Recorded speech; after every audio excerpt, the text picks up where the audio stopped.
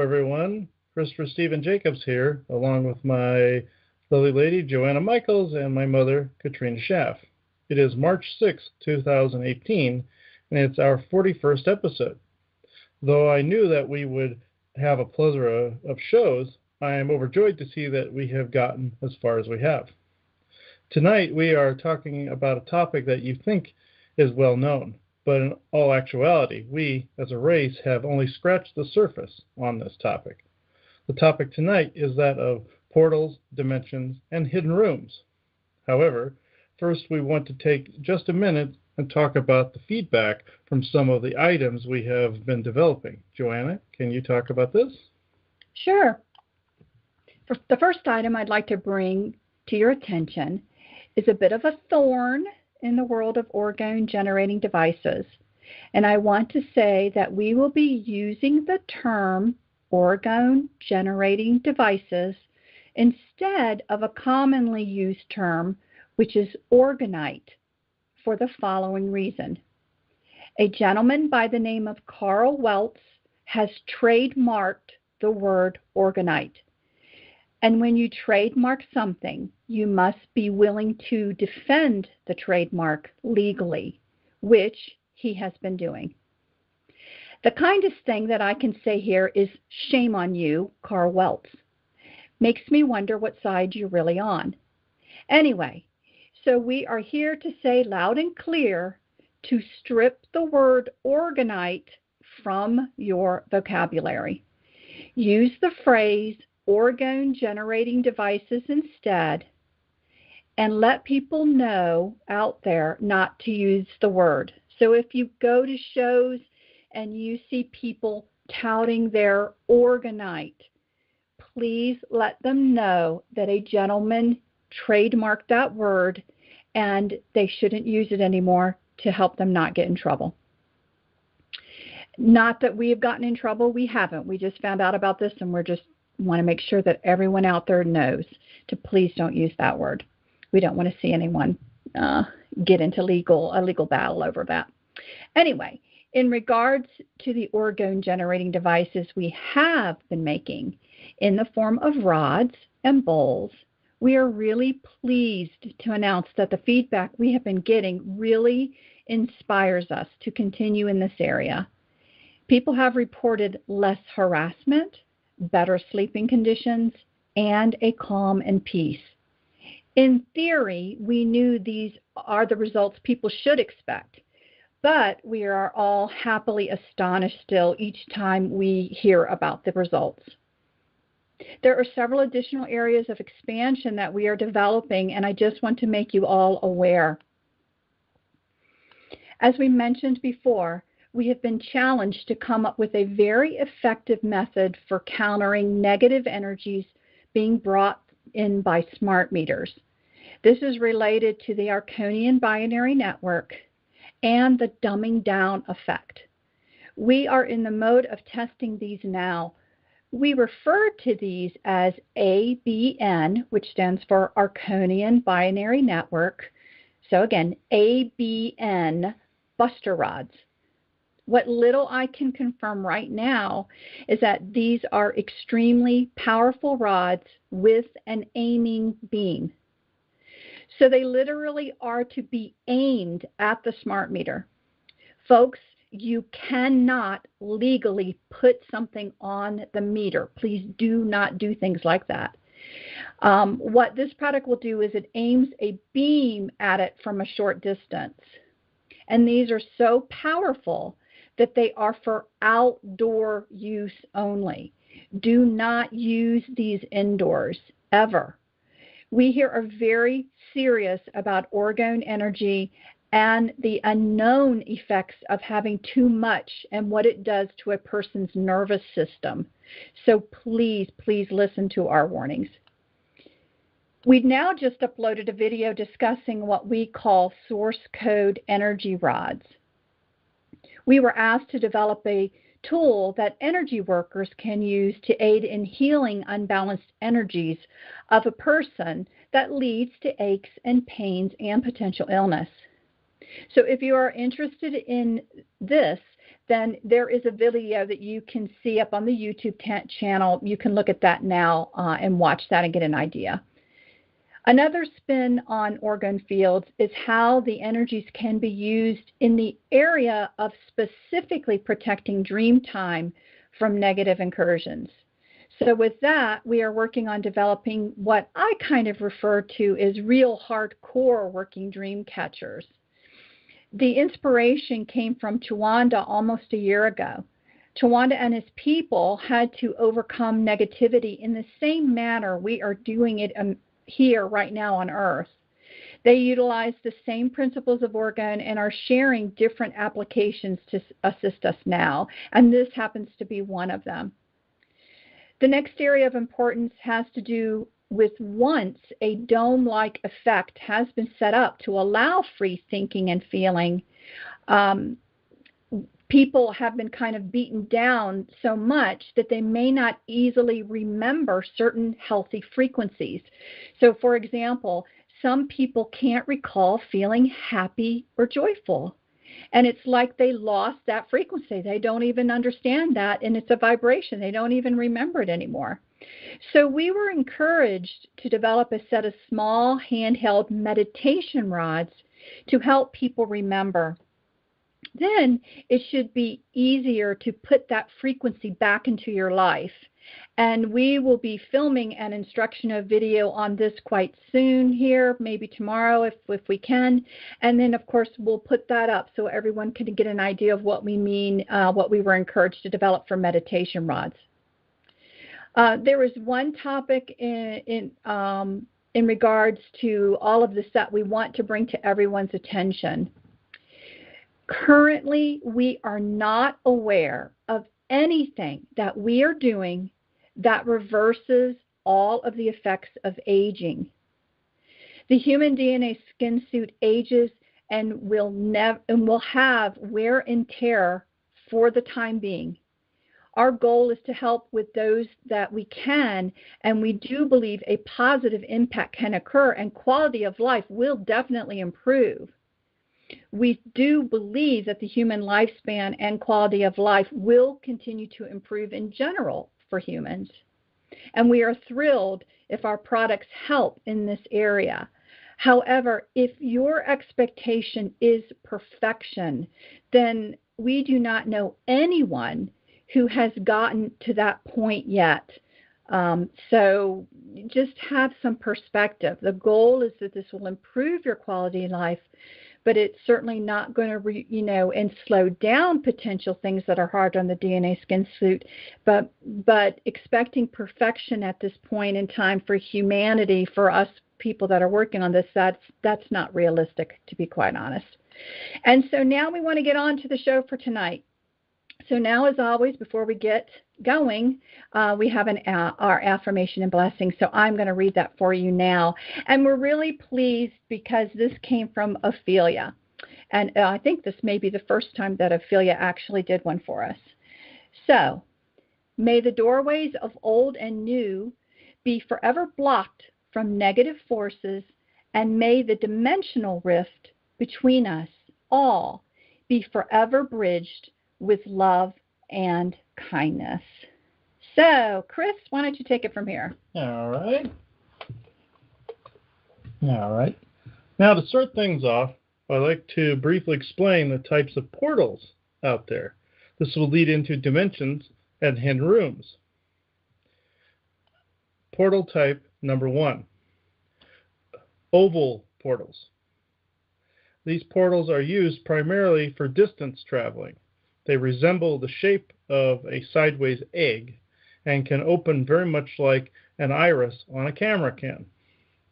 Both good and not so good entities use these types of portals. The military-industrial complex uses this type most of all. The way I learned about this type of portal is when we were targeted by the military group in Yuma after our infamous trip there. I was out of body in a dream state and saw a spider insectoid standing in the corner of our room. In the other corner was an oval-shaped portal that appeared to be linked to the base. I could see right through to the other side where there were soldiers of all types watching. I got rid of the spider being and re-entered my body. Portal type number 2, time fractures, Montauk time portals. This type of portal was common to the Montauk Project and various other Cabal time travel variations. This type was given to the Cabal by the tall white spindly grays and Draco in order to rewrite time itself. These type of fractures also exist in various parts of space and the multiverse because of the ancient temporal war of attrition, most of which are being sealed up. But since the Harvester Greys constantly tamper, some of them will have to wait until the Greys are no more. This portal type resembles a large broken mirror or shattered glass. This has also been depicted in movies many, many times, a lot of sci-fi, even accurately depicted in Doctor Strange. Portal type number 3, swirly dimensional portals. You see this type of portal a lot in ancient native paintings, Dark Ages, and medieval artwork. This is the very type of portal that people think of when they think of portals. This is the quintessential archetype when it comes to this subject, but this type, as I know it right now, is purely an interdimensional doorway between realms and universes. This type was primarily depicted in early Celtic myth and lore. It resembles the god-eye shell, which is actually the tip end of a conch shell. This also arcs over to wormholes and black holes, whereas they can be passages to alternate universes.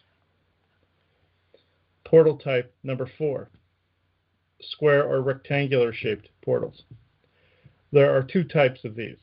1, an earthly distance portal very much like the ovular type. Both the ovular and rectangular distance portals also have the same light-like feathering along their edges. 2, the Norse Bifrost. Straight out of myth and legend, the Bifrost, or Rainbow Bridge, was used as a method of travel for the Norse pantheon from Asgard, Midgard, and the rest of the 9 realms. However, what I did not know was how literal the old myths were about the gods, how the gods just walked from one place to another. Stemming from ancient Maldek, the many doorways thereupon were marked with different lock symbols that meant a certain key was needed to open that particular pathway. The symbols also meant the traveler's destination. This is very similar to the Stargate movies and shows where a set of symbols were needed to access a particular planet. Each doorway led to one of the orbiting constructs around Maldek, including the then world of magic, Earth, or Midgard. When Maldek exploded and some of the constructs either found a new orbit or left the system, some of these pathways either broke down or restructured to find a new pathway altogether. One of these pathways led to Agartha and still does to this very day. Other races have made similar variations to these portals. One such race is the Antiqua, or Anubis race. This race, along with various other regal dogmen, guard these various openings around the globe, but their numbers have not been as numerous as they would like. Portal type number 5, vortices and vortexes. Though vortexes and vortices are usually associated with ley line intersections and various earth energy and chakra points around the globe, they can also be associated with harvester energy collectors and entryways from other realms. I recently found a vortex within someone's home that had been conjured by satanic rituals. This vortex was letting in jinn and all manner of demonic entities until I closed it. Someone had placed a pentagram on the floor with crystals and used the crystals to open the vortex. To that point, I did not know vortices could be used in such a manner. Portal type number 6, leprechaun doorways and openings. This type is probably one of the more fascinating portal types that I have come across. This one is more akin to the world of Harry Potter, in which pillars Doors and even mailboxes can be passages into another dimension, pocket realm, or hidden rooms. This is a subject that we will touch on here in a little bit after we've read through the portal listing. Portal type number 7, the Sirian Headwaters. After the Sirian homeworld of Nastea was lost through a time fracture, a quote-unquote moon construct was formed over a natural energy flow to create what is known as the headwaters. Resembling a beautiful waterfall, these headwaters utilize an already existing energy or chi current running through all of creation itself. This was yet another method of travel across the great distances for wayward traveling species. Some of the various elven races resembling Sirian star beings, later called, of course, stepped into these headwaters to come back to the system to help free it from harvester control. Some went to Agartha, while others voluntarily entered the sphere reincarnation cycle to help elevate our world in vibration in order to free ourselves of the AI influence. This method could also dump the rafting person into another, or dump the rafting person into another time, universe, or dimension. Portal type number 8, holographic doorways. The Greys in particular love to use this type of hidden access point. These are rooms on bases, in mountains, and in bigger cities. These are made to look like walls and rocks where they will have a hidden lab or interrogation room within. Even whole bases have been hidden this way. There is another portal type that has also been brought to my attention. It's a 9th type of portal. This is one that's in the sky that spaceships like to use from time to time. People see these all the time and do not realize it. They take the shape of dome-shaped or lenticular clouds or rings in the sky. This is how you can tell a spaceship has entered the illusion, because there will be a cloud in the shape of a giant ring or egg, very much like those egg-shaped portals, but these are actually in the sky, and they're facing downward towards us because an entire vessel has just dropped through into our world. So, with that point about the portals, I would like to pass this on to my mother to read her segment. Good evening, everyone. Have you ever walked into an area or room and feel an unusual temperature that is different than other rooms? Have you ever entered into an area or room where the colors appear more vivid than the surrounding area? Possibly, as you walk into a space, the room appeared to be blurred or clouded, or you felt a sense of enhanced energy. If so, you may have come across an energy vortex, which could have a spirit residing in it, or it could be an interdimensional portal. There is usually at least one portal of some kind in all homes, workplaces, and in nature there are many portals of different kinds. I know personally I have never been in a home that did not contain at least one type of portal, and sometimes more than one of different portals. You cannot usually see them with the naked eye, but we know they can be measured with scientific and divination tools such as digital thermometers, EMF detectors, and pendulums and or dowsers, just to name a few. We also can sense their energy by the vibrations they emit. The definition in the dictionary of a portal is any person, place, or object that acts as a channel for unrelated spiritual or dimensional beings to travel to and from the physical realm we know as Earth. There are many types of portals that exist spiritually and are found in homes, nature, and in space. These portals are used for many different purposes. In technical terms, now the following I read somewhere, I can't take credit for this. In technical terms, a portal is a region of space that has a 4D frequency vibration. It is where the 3D physical plane and the 4D etheric plane merge into each other with the help of an energy vortex. Simply, a portal is a doorway in the physical world that allows access to and from the spirit and interdimensional world.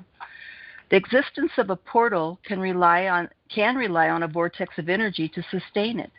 This portal is an area of high concentrated energy that can originate from a magnetic, spiritual, or at times from unknown sources that create strong eddies or vortexes that create a spiral of energy which can be positive or can be negative.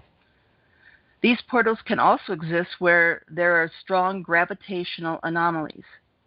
They have also been shown to be associated with ley lines and have been found to be much stronger at node points where several ley lines cross.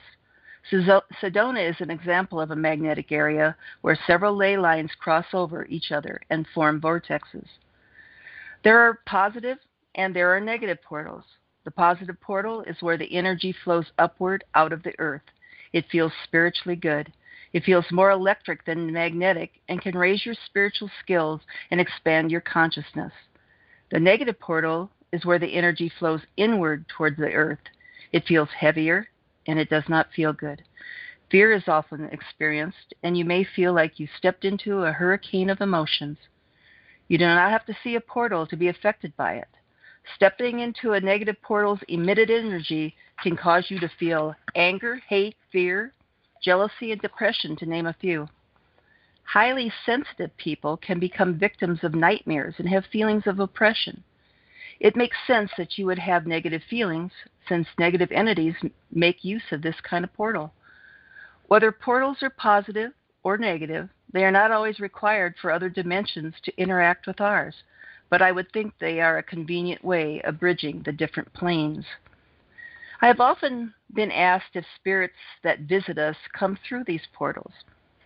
I am sure they can, but I also think they use different methods for their visits. First, I want to say there is a difference between a spirit visit and a ghost visit. In my opinion, spirits are souls that have passed and crossed over to a lifetime guided by Source. Ghosts are souls that have passed but choose not to leave this plane. There's a big difference when you're dealing with a spirit than when you're dealing with a ghost. A spirit is visiting and is there for your highest good and usually out of love. A ghost never left. It's possible, and possibly it's in denial, maybe angry, ornery, and in some cases dangerous. They usually stay in fear of what lies ahead for them if they move on. How do either come through? In some cases, we are the conduit. If we are grieving a loss of a loved one, our sadness and tears can call the loved one to our side or in our dreams. Just loving them and missing them can bring them to us. Sometimes they come just to check up and say hello. We can also call angry ghosts to us by the environment we live in. As an example, if there is fighting or addiction, we are sending out negative energy that seems to draw bad entities to us. They are miserable and they relate to you. That is why it is so important that the energy you emit and send out can change who and what comes through to you. Beings can come through many ways. Like I just said, energy can determine who and what comes through, but there are other ways spirits, ghosts, and other beings use to enter our realm. Mirrors and water are also pathways they use. Electronic devices, communication tools, furniture, jewelry, or any object that was personally owned or worn, or things they held dear before they died can draw their spirit. It could be the land you live on is still being watched over, or still being lived on by a previous tenant that may or may not be happy you're living there. We have beings that come through our home here in Arizona that walk in the porch door, cross through our living room, and go out the front door. They do the same thing all the time. So I feel these are energy imprints that have remained, which could or could not be coming through a portal, or could not still be attached to a soul. But they do not interact, and they just repeat the path.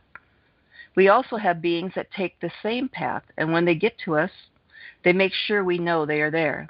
They usually come through with smells such as grass, flowers, and food. One of these beings we call Poop Guy. He comes through smelling like sewage. He always stops right in front of us so we can take in his disgusting aroma, and then he moves through and out the front door. I have attempted to block him, but with no luck. So why does he come through over and over? I have no clue.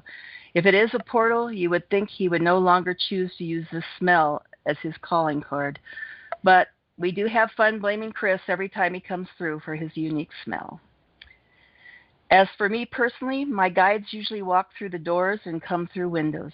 They also will just appear out of nowhere. When they come through, the energy raises, but it is a positive feeling. Sometimes they use only their voices to speak to me, but I still feel the same energy. Are they coming through a portal? Maybe, but it could just be a channel of energy that they use to come through. When spirit comes through to me, I have felt this has happened in different ways. Sometimes it is in my dreams, and those dreams are very detailed and normal, and I usually remember everything that was said and done in that kind of dream. I also have felt energy that puts me in a slight trance-like state, so I have no fear.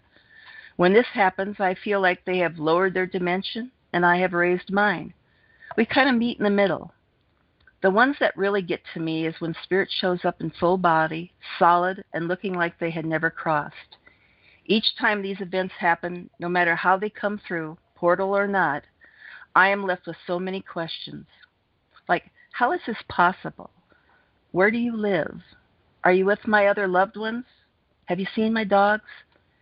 Is it true on the other side you can eat brownie sundaes and never gain weight? These are things I really want to know, but I never get any answers to my questions. I guess some things remain a mystery. I always feel blessed to see spirit, but I'm always wanting more and more answers. In spirit visits, I always wonder if I am the one that opened the doorway or created the portal. Maybe we have the power to open a portal out of love, sadness, fear, hate, etc. If our energy is high enough, that is. We have the power to initiate individualized channels, but not necessarily portals. Or do we? Can we advertently open portals and not know we have done anything until something we did not want walks in? I would hope it would take more to open a portal than just emotion. I do know that closing a portal is not an easy task. Usually, guides have to be called in to help close it, if it is supposed to be closed. That does not always work, but you can try to block it. This is where intention and using protection also works. Also, I've always wondered why spirit guides and other ascended beings allow the negative portals to exist and not be able to close them. They have the power to close them, but I have heard it has something to do with free will. They said both positive and negative portals can be created by free will because they both exist, because we called them into existence. If they stop the opening of the negative portals, would this mean that we are not true masters of our destinies and we have no free will? That it would cause one type of energy to have complete hold and be out of balance? With light, we must have dark to keep balance between our dimension and that of all other dimensions. So what have I learned from my experiences and from writing this presentation? I have learned I am very confused about the difference between portals, individualized channels, visitations, and so on. Some things we are able to know, and other things we have to speculate about what it is and what it means. Thank you for listening. Thank you, Katrina. That was actually wonderful. I really enjoyed hearing that. And I agree. I think there's going to be a lot things that we discover and a lot of things that we just don't know. And there are so many different facets to these concepts that we're speaking that I think all we can do is bring to the table what understandings we have, even if they're not complete, and everyone just kind of grow and learn. So I really enjoyed listening to that. You're welcome. What I would like to discuss tonight is my understanding of what dimensional selves are all about. Then Chris has some examples of his dimensional selves to share. I think this can be a very hard concept to grasp, and understanding these concepts is important as we move into the new energies. And so why is it important? Well, I'm going to try and tell you my understanding as to why. So as we have said before, we are all way more than we appear, and we are all way more capable than we realize. We are all a part of an oversoul, and an oversoul is amazing. Not only can there be unique beings under an oversoul, but because of the concepts of infinite possibilities and everything actually happening at the same time, each one of those beings can be experiencing all kinds of things at the exact same time. So, to just break it down to an example, me, for instance, I am here right now doing this, but I am also other places doing other things. And the same goes for you. Whether or not you even ever have an inkling of another experience depends on several factors, one of which is where you are in your learning process. However, one example of remembering is when someone speaks of a past life and memories from that. Although it seems to be our past, that is a point of reference because all is happening right now. And I know it gets confusing and complicated, and that is okay, but this is an example. But we are more than just experiences here. We go into all kinds of learning expressions and worlds all at the same time. Now, think about it a bit. Remember the phrase, we are all one. Well, first apply it to all of the many facets of you out there in all of these learning environments all at the same time. All of your energy is connected. So there is always a potential that the energies will intermingle. So let me give you a brief example. Let me start off with us all here and the reason Chris wrote a ward which was called Gabriel's Bliss. This was about going into a place where there were sick and dying individuals, and those sick and dying individuals unknowingly pulled energies off people to still survive. This survival instinct is very natural to the human DNA skin suit, but draining someone else's energy should not be occurring. Now take this example and apply it to all of the other yous out there. So for an example, sometimes another part of you could be dying in that expression and start to drain energies from other selves in different dimensions. Other examples of how another you could affect other dimensional selves is when an injury is occurring elsewhere and you just start hurting in the exact same spot here, out of the blue, for no apparent reason. If you have heard some of the lifting sessions on YouTube, you may hear Chris discuss dimensional issues with a person and then deal with it to stop the effect here. So I hope I have helped in a very basic way with your understanding of this concept.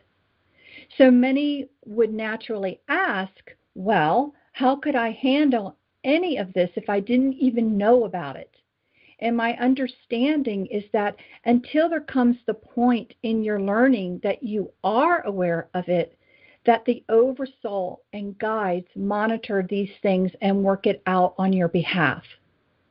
Now, people are beginning to grow in their natural abilities to see other things. And I think many would call this kind of increasing psychic skills. And so they are seeing all kinds of things, and it can be quite confusing to try and tease out what is occurring. But starting to learn about this and be a part of dealing with this on a knowing level will be occurring as we grow into these new energies. So we really want to make sure we start to talk about it right now.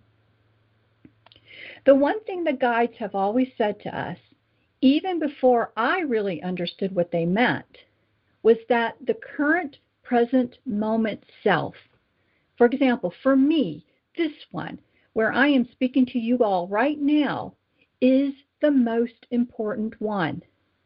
I always found that comment interesting because it seemed that a life elsewhere was causing too much problems here. If that was happening and it was affecting my energies here in a way that was not for my highest good here, that energy drain from elsewhere had to stop, even if it meant the other aspect of me needed to die. And my understanding is that situation is no different from any of you. I believe it is because of what we are trying to learn and do here now, in the simplest of explanations. But if a guide, by chance, later on wants to come in and give us some more information, either tonight or another one, then when we learn it, we'll share it with you. So think of all the different possible learning experiences you could be doing all at the same time in all different kinds of places. Then think of all those different yous and placing them in a big circle. We all have that, a circle, a personal circle. What's interesting about all the different yous in that circle are all the different ways those different yous came into existence. Besides a birth experience into an existence with a learning environment, there are other ways. You may have heard us speak about shards or pieces of your energy matrix. Believe it or not, sometimes those pieces can gain enough energy that they become a full you, having their own experience and then added to the circle. Sometimes a part of your energy can be taken and fused with something else to create another you that is again added to your circle. The Greys have been known to do things like this. And here is where clones can come into the picture. Sometimes clones are formed for a reason, to interfere with your current present self.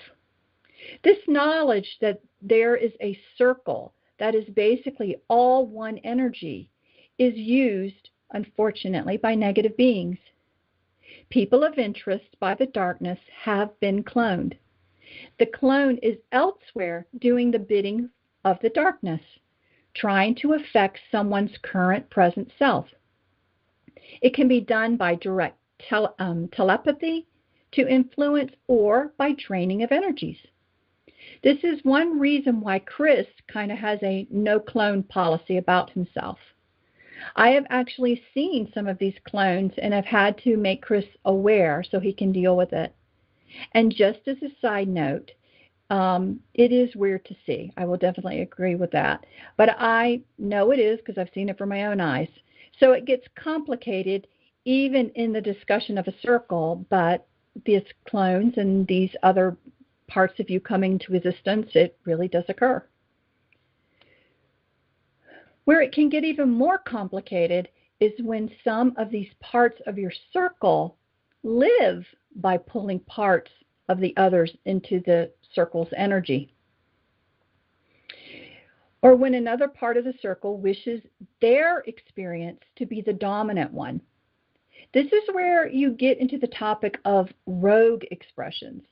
And unfortunately, these rogue expressions are quite intent on maintaining dominance.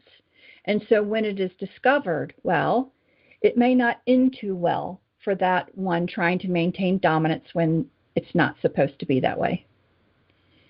What we are learning now is that we are getting to the point where we are beginning to be expected to check for dimensional issues and be a part of doing something about it.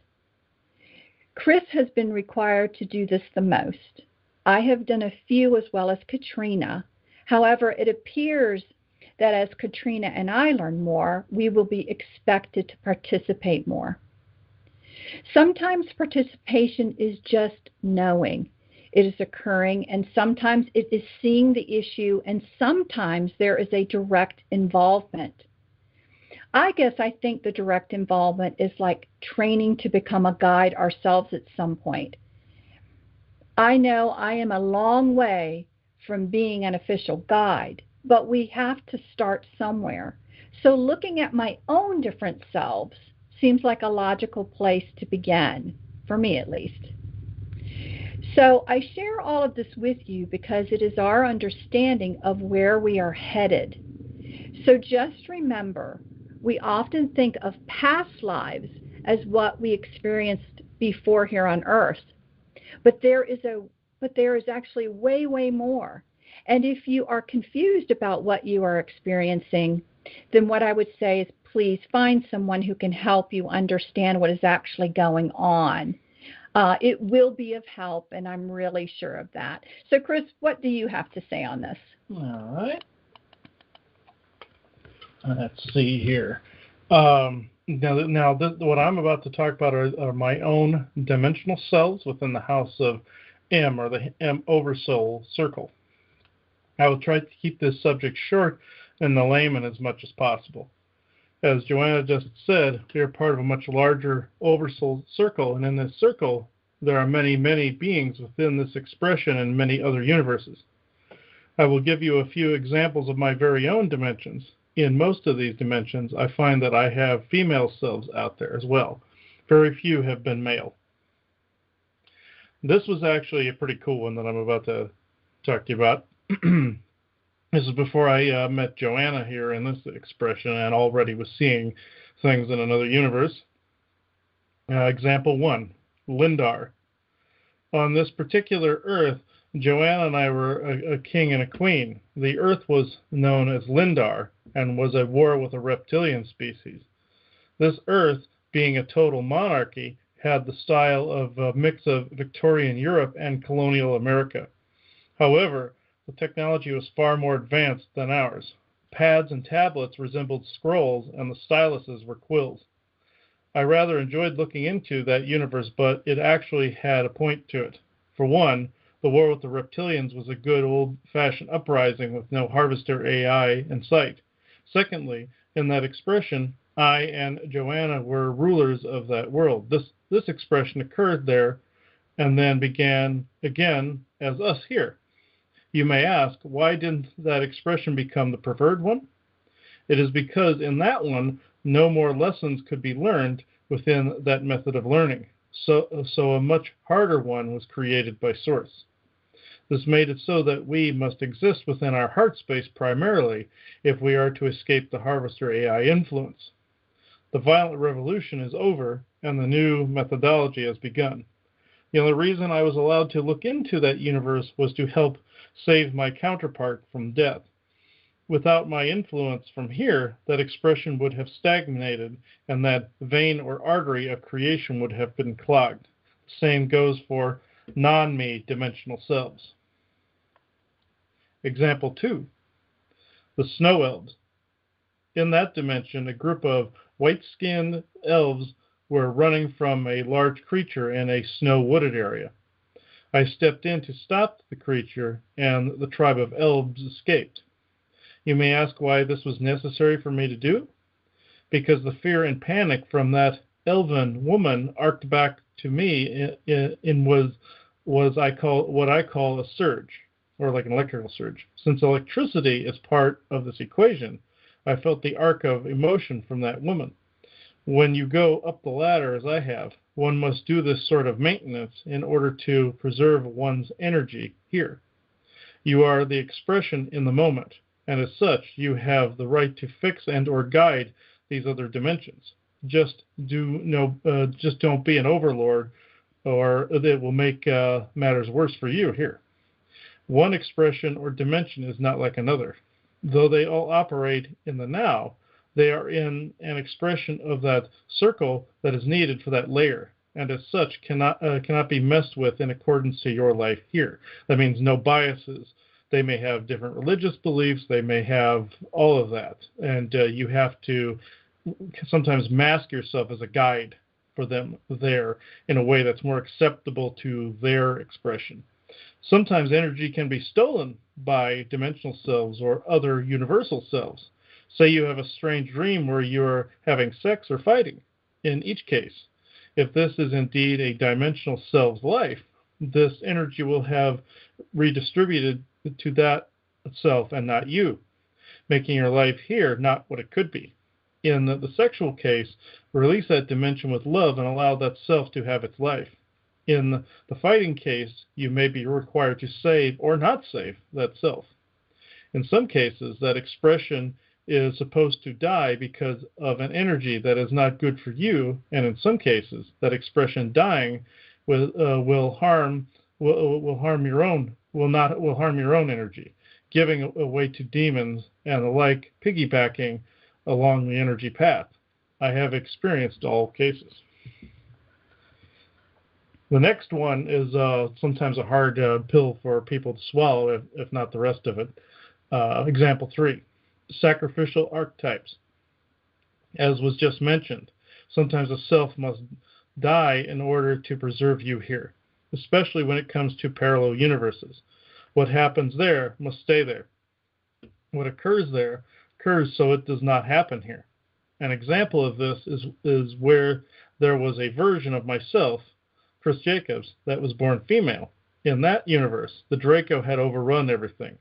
I had found myself in a run-down hospital building tied to a gurney and being wheeled to a room with a large MRI-type machine. Before I viewed this quote-unquote me, all day I had felt like I was being buzzed or electrocuted. When they stuck her in the machine, she screamed while being electrocuted as reptilians appeared to absorb the pain energy. At first, I tried to save her, but was then noticed by several dozen Draco.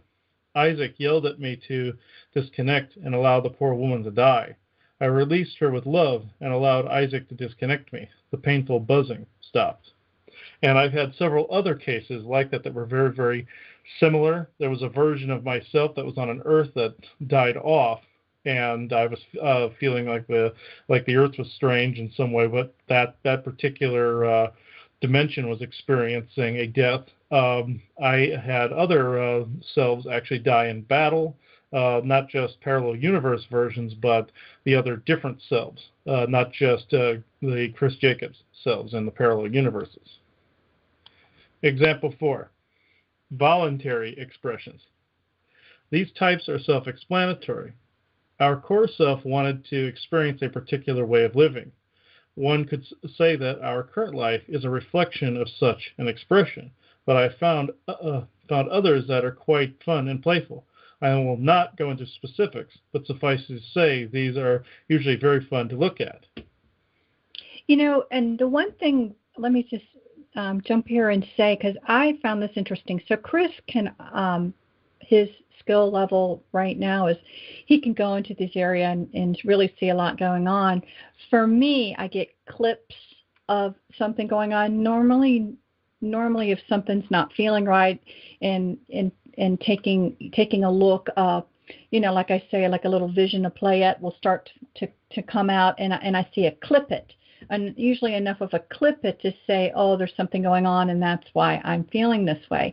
What I found interesting is, especially when you kind of are looking at someone that you really kind of see as yourself, but elsewhere, but you're not, at least I can say this for me, and maybe a little bit of surprise, you're really not that dramatically attached. Like, you know, you are looking at it, even though you kind of look at it like yourself, but you really are kind of look at it like it's actually someone else. Mm-hmm. So, you know, that's something I guess we didn't say that maybe I want to put out there, that it's not hard in an emotional sense to look at some of these things, because you really, for whatever reason, aren't naturally, you know, just, you don't take it on as this life. You don't take it on as your experience. It really is like looking at a movie of something else, and you do have a bit of a natural detachment to it. So I know some of these things that have been being said are not pleasant, and oftentimes, because what's going to happen is that it's going to be affecting you here, that, you know, many times it may not be the most fun thing that you're looking at to have to deal with, but you're not going to be really emotionally attached to it. So I guess I wanted to put that out there as well. Mm-hmm, yes, and if you do get emotionally attached to these things, they can be very detrimental here. They can make you become more unhinged.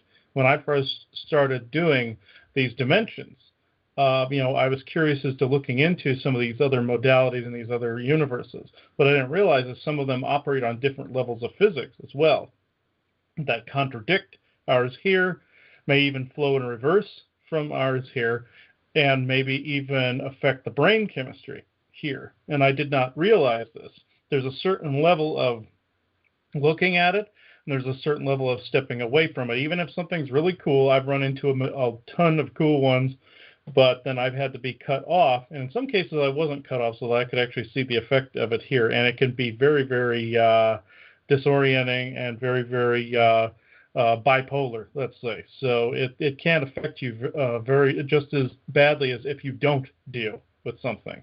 It's kind of a slippery slope when it comes to dimensions, when to cut it off and when to go check on it. So we'll go on to the last topic of tonight, which was really cool. The dream I had that involved this was awesome. This is a slightly complex subject, but it's actually very cool, very much like Harry Potter. So this is why I left this for last, before the Galactics, as if they come through tonight. Hidden rooms and doorways. It has come to my attention in more recent months that more hidden rooms exist in our world than I previously thought. It is well known that the Greys and reptilians have hidden rooms in mountains, caves, and bases. But did you know that they even have them in office buildings, hospitals, and other workplaces? Yeah, there is going to be a bit of a negative one first, but then I'm going to get to the positive one. In a read I had with someone, I saw a hidden room within a hospital where a dark Syrian, tall white, was performing a surgery on someone within a hidden, metal, dingy room. It looked more like a dungeon than a hospital room. I managed to free the person so that she could enter the main rooms of the hospital. I came to find out that all hospitals everywhere have such rooms so that the aliens that wish to perform procedures on people have complete privacy, even right next door to many people. I found out that some of the good guys also use this technology in the workforce environments. I will tell you all a dream I had, I said today, but it was actually 2/22/18, which shows some of how the system can work for good and honest blue-collar people. This was actually pretty awesome, but the one after this is actually even better. In the dream, I was still working at Walmart. Yes, I worked at Walmart. As many of you have surmised, to me, this would normally have been a nightmare. However, in this instance, it was not. I clocked in like many employees would, but instead of walking to the front sales area, I ventured further into the back room where I found a hidden room blocked by optical illusions and perception filters. Upon entering, I met an Asian man that looked to be in his late 20s or early 30s. The room he was in was not at all very large. It looked to be only about 200 square feet or so. It had a TV, a couch, and a couple of computers. He began to explain to me that sometimes he and others like to bring hard-working people who need more time for their quote-unquote life missions back to one of these rooms to relax and think about other things while a sentient hologram does the work for them on the sales floor. He told me that both good and bad forces utilize these hidden rooms, and that it was one of more of a chess game with them to keep people safe and happy. While the bad guys make harsher work conditions or more abrasive energies, the good guys make it so people don't have to be in that environment. However, it cannot be done on the scale the good guys wish. So they select people little by little to enjoy these rooms, making the people feel more at peace. They sometimes have to wipe the person's memory, but they still leave the feeling of peace and happiness within them. Also, the thoughts of other more alternate life choices still linger, making it more feasible and possible to the person that they are not stuck in a do-nothing job. And I've experienced this myself, and so has Joanna, so I'm beginning to wonder if it was one of these hidden areas that the good guys were using at the time. With this, they can help the person find a job or idea that is more worth their time rather than putting up with a job that can literally be soul-sucking. Then I asked him where I knew him from, since he looked so familiar to me. He then turned on the TV and showed me scenes of both of us wearing spacesuits and doing battle with, on some rocky-looking planet. Looked like a scene out of Star Trek, actually. The scene depicted us jumping away from an explosion and falling to the ground. This scene was shown to me twice so that I would remember it enough to tell all of you now. The office building hidden rooms are more sinister, whereas people are prepped for so-called false flags. And we actually are really beginning to hate that term. That's for a future episode. Either aliens are hanging out within these rooms to get people to do bad things within the office buildings, or they are prepped, sent out on the street, and conditioned by an alien figure driving by in the back of a black car. Yes, folks, this does happen and can cause anyone that sees them to do anything from something minutely stupid to very heinous. And the reason I was starting to lose my voice there for a minute is something was messing with my vocal cords, so I didn't say this. Did this while I was writing as well. Though some of it is voice-to-skull technology or implants, it can be as simple as an alien sitting in the back seat of a car where the window partially rolls down, person eye locks with a gray, and the window rolls up again. This was partially touched on in an earlier episode when I spoke of the warriors for Jesus, quote-unquote, that were just made up of everyday people from literally right off the street that would go into hidden rooms with weapons and equipment. However, in many other cases, these hidden weapons caches excuse me, are used in school shootings, bank robberies, and many other heinous crimes. Sometimes it isn't weapons that these people are told to get, but manipulated into flashing themselves at traffic or walk in front of a moving car, all to create the precious energy that the cabal's supposed gods need. Okay, give me just a moment here. This is when I can tell when I'm touching on something very truthful, is when something is trying to take my voice from me. There are other hidden rooms, areas, and objects around the world, but the story that I'm about to tell you now is indeed a true one. I will first start by saying, when I first encountered the leprechaun people, after being introduced to Brimble, that is, the other leprechauns communicated with me in dream form, then in the waking world.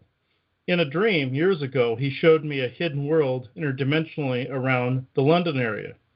He and the others wanted me to know that there are objects and doorways hidden in plain sight that lead into their density and world. Very much like the world of Harry Potter, these doorways and openings are right there in front of our very eyes.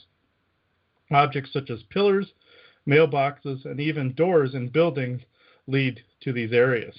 And I had a channeling, before I mentioned the dream I had a channeling a couple of years ago, in fact, that had to do with a leprechaun that called himself Brumard. And he said he was in charge of governing parts of the London area in that underground. He not only showed me passages through normal buildings that had guards, such as some good Syrians and elven people that were guarding some doors into elevator-type structures that could, excuse me, go all over the planet in such a way. That's another portal or doorway right there. But they can also, you could also step into one door in a building here in North America and end up in England or Scotland within the blink of an eye. Very much like in Doctor Strange, where he goes through the doorways from one place to another. And I was introduced to a Syrian man by the name of Vam, V-A-M, and he was one of these guards that helped explain this to me along with Brumard. And that little things like mailboxes, like I said before, leprechauns use these little things to go into their dimensional areas, closet doors, things, anything you think of out of mythology or story time. Oh, wait, somebody is not wanting me to say this. Okay. This leads me to this next part. I know we're going over tonight, but there's a lot of information here. In a dream from 2/24/18 to 2/25/18, I was in a hotel-like building. This building looked old and ratty, but people still stayed and worked in it. The story focused on a couple of children in a darkened bedroom where they found a strange and mysterious doll or stuffed animal. The children would talk to this doll night and day, telling it all of their worries and sadness. One day, the doll came alive and led the children to a doorway surrounded by either sleeping or wrapped up dead people and children. Yes, that's the negative part of this, but the rest of it is not too bad. The doll opened the door and ran inside, beckoning the children to follow.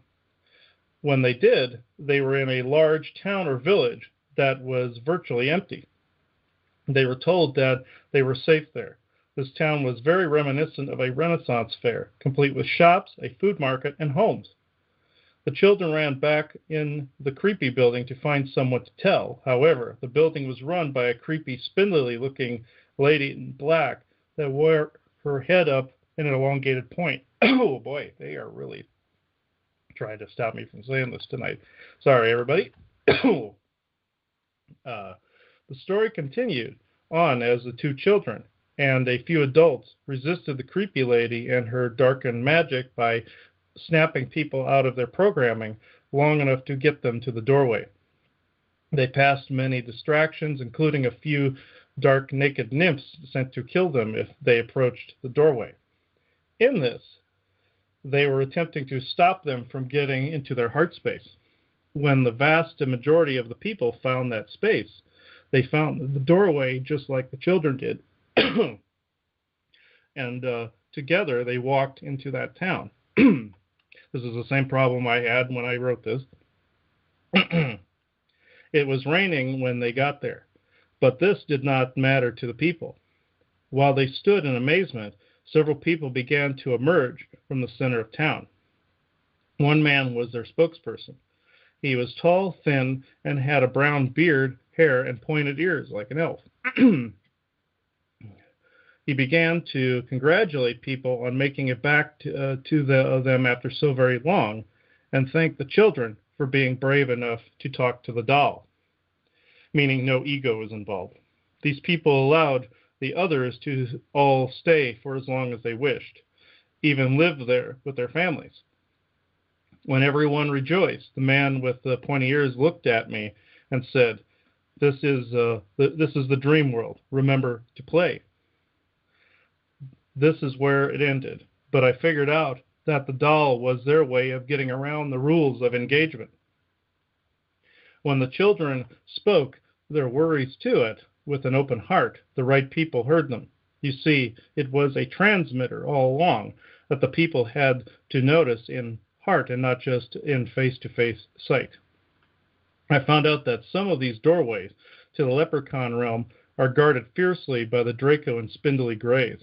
Some even have had bases built around them, but some are still available for the general public to find.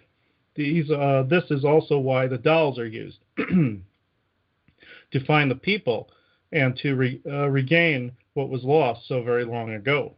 Humans were with them in that world once and can be once again, with the help of their inner child teaching them how to play once again. I feel this is why worry dolls were created. I also believe that this is why eminent domain was created.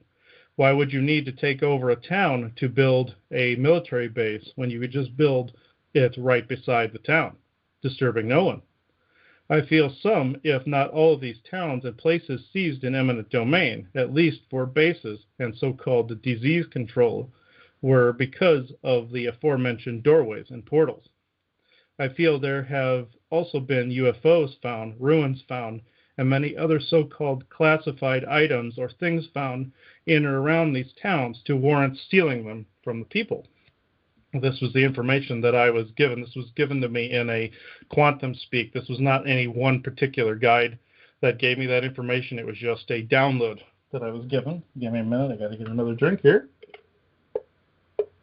I was playing a vocal cord tug of war there for a little bit to get that information out. So I will now see if any galactics are around, if they wish to give a message tonight to end the show this evening. I believe I saw Jermaine come in here a little while ago. Wow, they are really fighting me tonight. Okay. See what he wants to bring through. This is probably also the reason, because he gets a lot of attention that way. Give me a moment. Gotta make sure that's Jermaine. Thank you. That is Jermaine. Okay. Yes, Isaac, I am not going to repeat your heckling. Okay. No. Okay.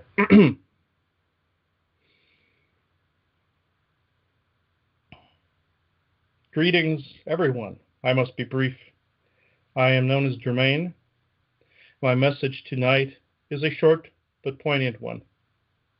In this world that you find yourselves in, of synthetics, of cities seemingly without end, and the vanishing landscape, seemingly so, I must state this: none of those things of which you think you see are actually being seen.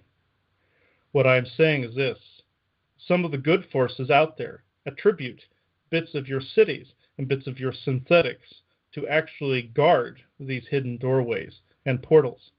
The Antiqua do, yes, of course. But there are leprechauns, elves, and various other beings that actually have helped to build, say, factory-type buildings and office-type buildings around good portals, trying to help those in the workplace have a less stressful environment, since the bad forces wish to make it stressful and such. In this, the hidden rooms that were created were for this. However, it was hijacked by the bad forces. It was the good forces that came first with this, in this respect. In the other respect of the other realm, that was more like a fairy tale.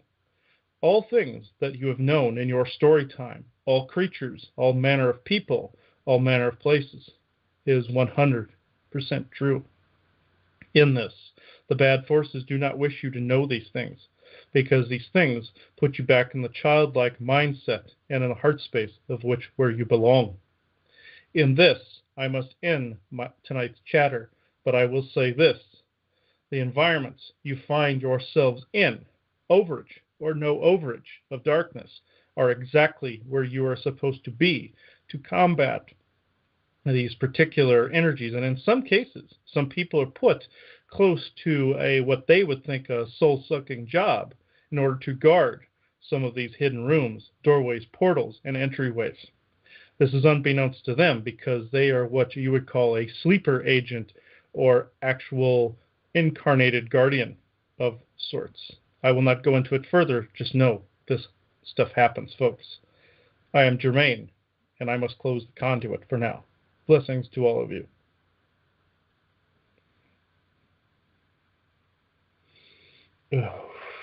All right. That was very good. Usually when he comes through, it's very brief, but it's very good. And I believe that is the end of our show this evening. I will end this by saying the final affirmation and blessing that was from Ophelia yet again. She rarely talks in this way, so this was a treat. To the so-called underdog, your contributions to the world are far from under. Your struggles are far from unheard, and your lives are far from poor. See yourselves as not in chains or shackles, but free men and women, free to join all of us on any side of any portal or doorway, of which are not so hidden after all. Ophelia. Joanna, you wish to say something? No, I think this has been hopefully you guys have really enjoyed this. We enjoyed putting this one together, and it's packed full of information to, I hope, help you understand this world and all of the amazing dynamics that we're all involved in. So with that, we are going to end the show, and we thank you so much for joining us tonight. We thank everyone for all of their support and all of our endeavors.